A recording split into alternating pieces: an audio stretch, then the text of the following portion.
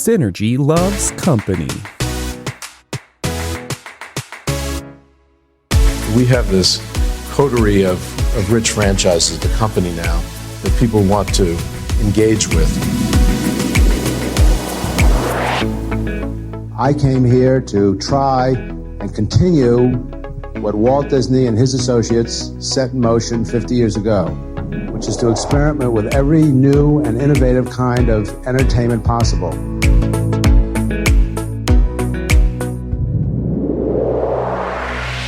It's what they hope to do here, to really develop something that, it's just more than an entertainment enterprise. It's something that contributes in many other ways.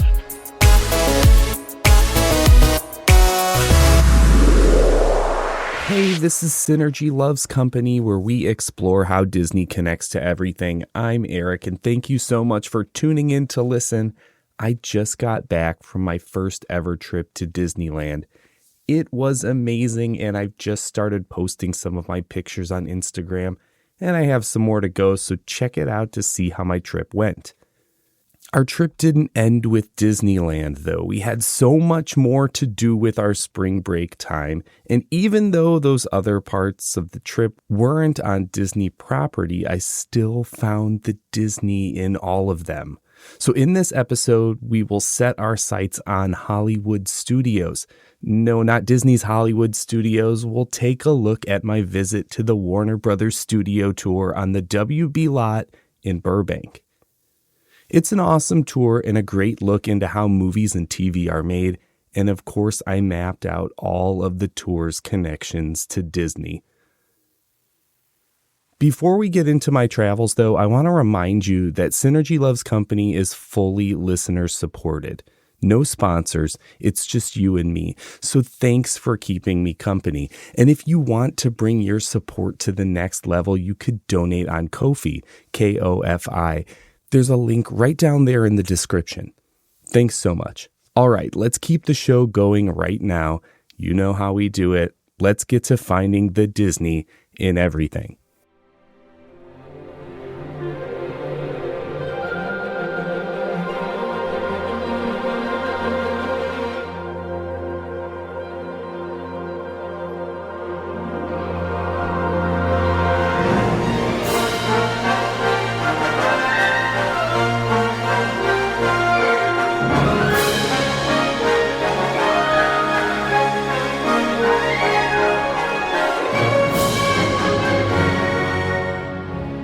In 1923, just over 100 years ago, brothers banded together to start a Hollywood studio.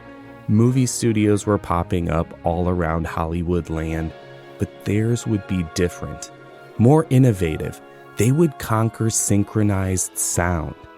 In 1927, these brothers, the Warner Brothers, released The Jazz Singer, a groundbreaking talkie with synchronized music and spoken dialogue. It was a sensation that caught the movie-going public in a frenzy for sound in movies. Not far away, and around the same time, the Disney brothers and their Walt Disney Studio found themselves in a pickle.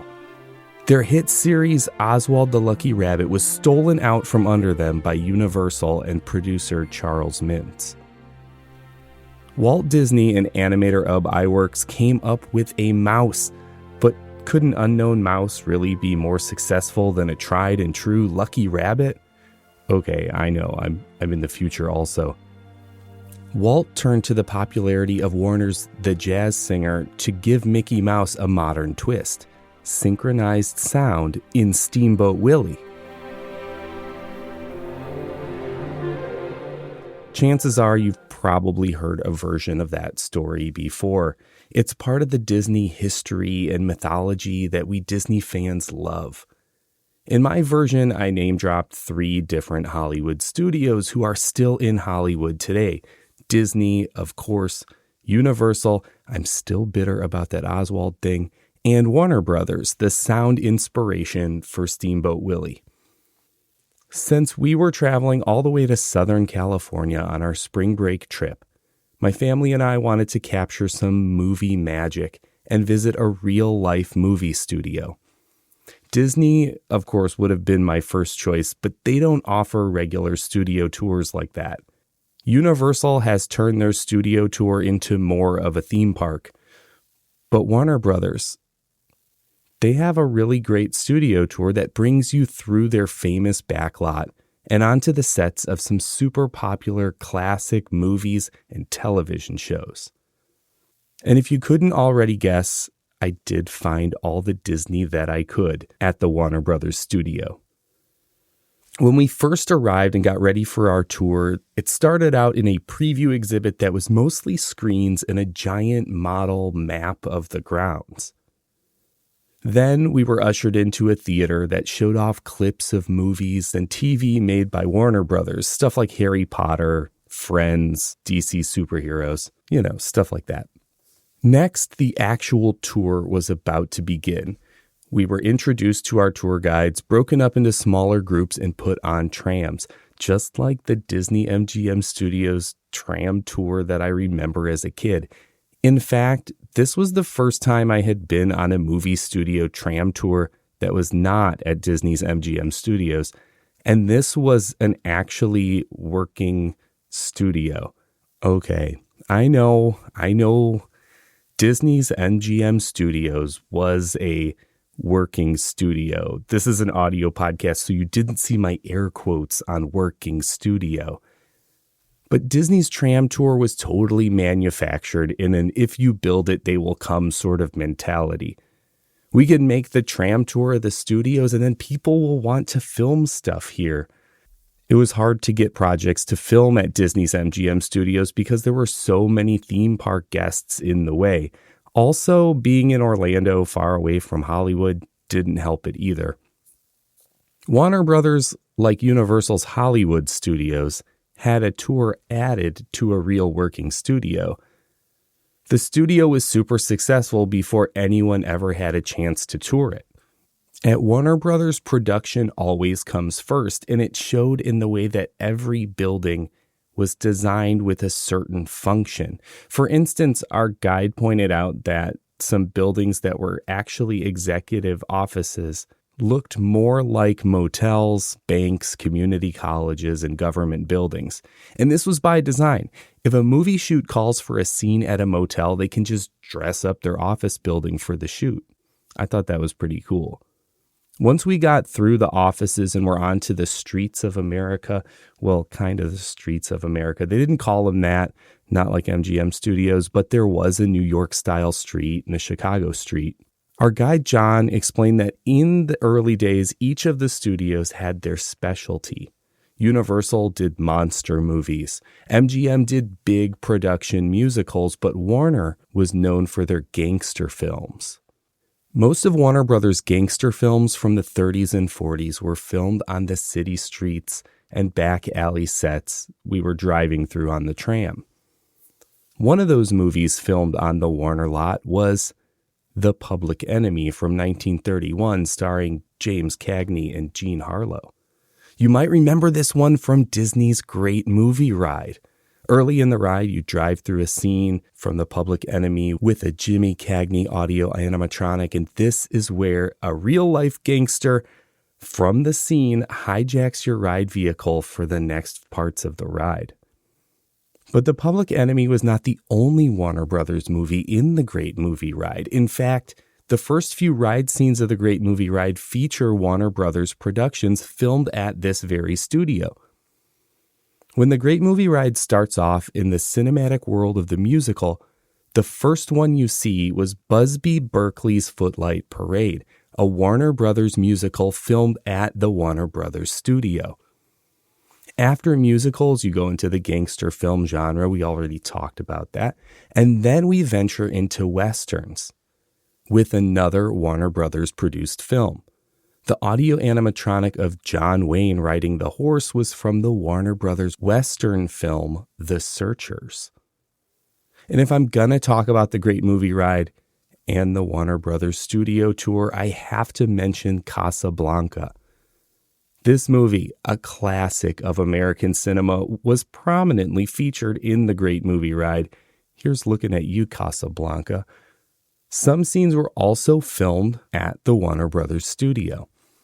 Sometimes I really miss the Great Movie Ride, but I do also really love Runaway Railway too. Let's get back to the Warner Brothers studio tour. When we left the city streets of the gangster films of old, we entered the famed Midwest Street. The homes on the street and the town square have been used in so many movies and TV shows over the years. These aren't Disney, but fans of Gilmore Girls, like we are in our household, would know this area as Stars Hollow. We had to get our picture taken on the Stars Hollow gazebo. When we were in this area, our tour guide pointed out that all of the buildings had no fixtures. There were no doorknobs, no light fixtures, no mailboxes, just bare buildings. They do this so they could redress a shoot to be in any time period, or to make it look different enough from project to project. So Stars Hollow from the Gilmore Girls can look different enough from Small Town in the Muppets. Yep, Disney's 2011 Muppet movie filmed scenes at the beginning of the movie to show the town where the Muppet and Man brothers, Walter and Gary, live. Small Town. Disney's 2011 Muppet movie filming scenes at WB Studios is kind of a nod to the 1977 Muppet movie also filming some scenes here. But Hollywood is deceiving. The Muppets filmed some of their small town scenes here at Warner Brothers, but they also filmed some at Disney's Golden Oak Ranch. Production companies will rent space and use locations owned by their competition to get the settings that they need. It was at this point in the tour I had to ask a question of our tour guide. I had heard that some of WandaVision had been filmed at Warner Brothers, and I thought that it might be Midwest Street. It might be downtown Westview from the show.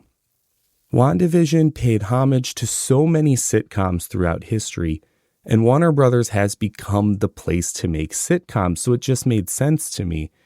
I asked if this had been where WandaVision was filmed, but John gave me a no. He said that downtown Westview was actually Disney's Golden Oak Ranch. You see, the hybrid movie magic shooting between WB and Golden Oak on the Muppets made me recognize the wrong parts of the town square when I was watching WandaVision. But what John told us next definitely made up for it. WandaVision had been filmed at Warner Brothers, but at their Warner Brothers Ranch location. The residential street there had a bunch of iconic homes from TV and movies. Wanda and Vision had lived right across the street from the Griswolds, and they lived next door to the house where Samantha and Darren lived in Bewitched. In fact, John, our tour guide, told us that Agatha lived in the Bewitched house, and this was actually a little Easter egg that foreshadowed that she was a witch before we knew that she was Agatha all along. My mind was blown. After touring Midwest Street, we drove through a couple of areas that were set dressed for filming currently running shows. When we went through any fully dressed sets, we weren't allowed to take any pictures.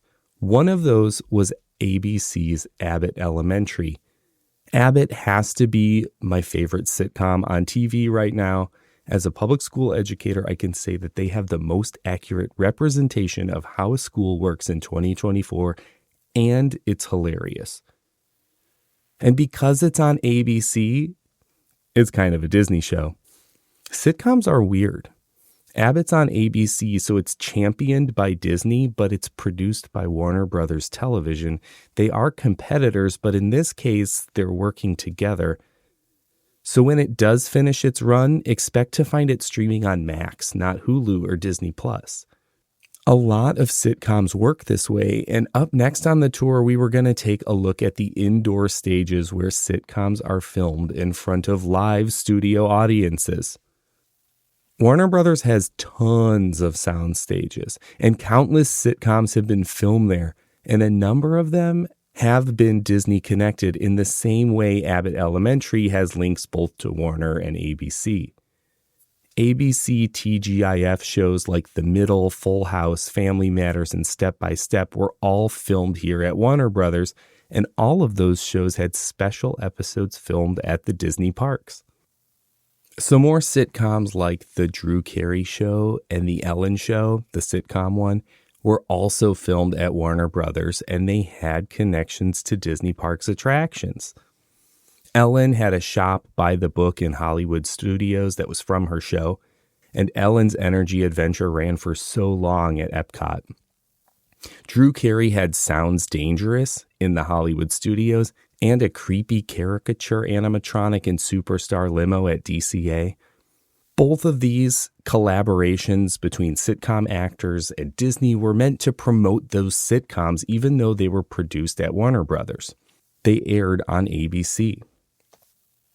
To go further into sitcoms, we got to visit the set of Bob Hart's Abishola, a WB production that airs on Paramount's CBS. Not very Disney, but it was kind of cool to see how those sitcoms are made. But the sound stages don't just film sitcoms. They also act as blank slate stages for shooting movies indoors. And Disney has filmed a few movies in the Warner Brothers stages. But wait, Disney has their own sound stages at their Burbank studios just down the street. Why wouldn't they use their own? Well, let me tell you, there's a couple reasons why they might film in another company's stages. Number one, they might need a stage with special features. For example, Disney built its third sound stage in the early 50s to include a giant water tank for use in filming 20,000 Leagues Under the Sea. If another studio needs a water scene, it would be easier to rent Disney's than build their own. A lot cheaper too. Another reason they might use another studio is because theirs is unavailable because it's already being rented out, and Warner Brothers has plenty to go around. The studio has 29 different stages in various sizes. Disney's movie from 2000, The Kid, starring Bruce Willis and Spencer Breslin as the same character. It was one of those, like, get another chance at being a kid kind of movies. The reverse of Big, maybe you could think of it as. They filmed some scenes for that movie at one of the Warner Brothers sound stages. But more impressively to me, and keeping with Warner Brothers' history of gangster movies, Disney's Dick Tracey was filmed in some of Warner Brothers sound stages. Warren Beatty had previously worked a lot with Warner and liked filming there. And I just think he liked to look at all of the WB logos on there and pretend that he owned the place. You know, WB Warren Beatty. After visiting the sound stages, we headed to the next portion of our tour, a self-guided walk through an exhibit called From Script to Screen. This was a really cool experience that had a lot of opportunities to take pictures on some famous sitcom sets like Friends and Big Bang Theory, and it also had some interactive elements highlighting special effects, sound, and other production tricks. It, of course, reminded me of some Disney stuff. First, the script-to-screen concept and following a movie from idea to production reminded me of The Reluctant Dragon, Disney's 1941 film that brings you through their production process at Disney. But the interactive elements using green screen, motion capture, and sound, like examples of Foley sound effects, did remind me of early Disney MGM Studios attractions like Monster Sound Show and Superstar Television. Disney's were much more interactive, though. This part of the tour was also all about Friends because you could visit Central Perk Cafe and there was a whole Friends-themed gift shop with the promise that after you leave this building on another tram, you'll get to visit the Friends Fountain, which I was super excited to see the Friends Fountain, but not because of Friends. We took the tram to the fountain and we were told that it had been moved from its original location at Warner Brothers Ranch, the one where WandaVision was filmed. But they moved the fountain because much of the ranch was being demolished. That's right. Westview was being demolished and sold. And I was sad to hear this because there was so much film history there. The fountain, though. The Friends Fountain is not just the Friends Fountain. It's also the Hocus Pocus Fountain because scenes from Disney's 1993 Hocus Pocus were also filmed at the Warner Brothers Ranch in the same location as the Friends opening sequence. But Hocus Pocus used it first, 1993. After visiting the fountain, we were finishing the tour in a final exhibit featuring Harry Potter and DC superheroes, not very Disney. But after that, we exited into a gift shop, something so super Disney. It was a great time. Even as a super Disney fan, I found a lot to love at the Warner Brothers studio tour, and I would highly recommend it to anyone visiting Burbank. I would have rather taken a tour of Disney Studios, of course I would, but they don't offer that like this. Disney is actually really close to Warner Brothers, and we did get to drive by and sneak a peek past those gates at Disney Studios and dream on our way to our WB tour. Maybe one day we'll get to the Disney studio. But thanks for listening into this episode. I loved exploring the Warner Brothers tour through the Disney lens, and I still got so much more to tell you about the rest of our trip coming soon on future episodes. I also got some great guests lined up and lots more Disney to explore. So make sure you're subscribing or following in your podcast app so you don't miss an episode. And if you're enjoying exploring the world through a Disney lens with me on Synergy Loves Company, there are a few ways that you can support the show. First, you could find me on social media. I'm on Instagram and Threads at Synergy Loves Company. Next, if you know someone who loves Disney, I'd love it if you would just share this show with them.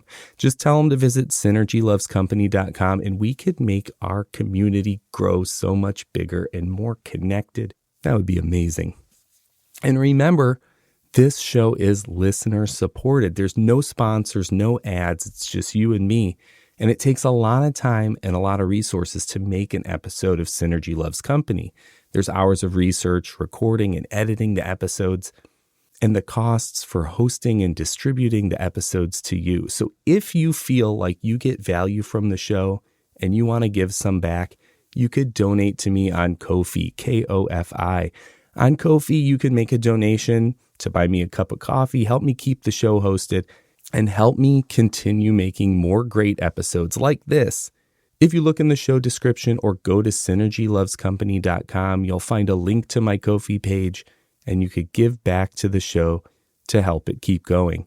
No matter how you decide to support the show, your support means the world to me. Thanks. That's all for today. Thanks for exploring Disney's connections with me, and until next time, keep discovering the magic in everything, even the competitors like Warner Brothers.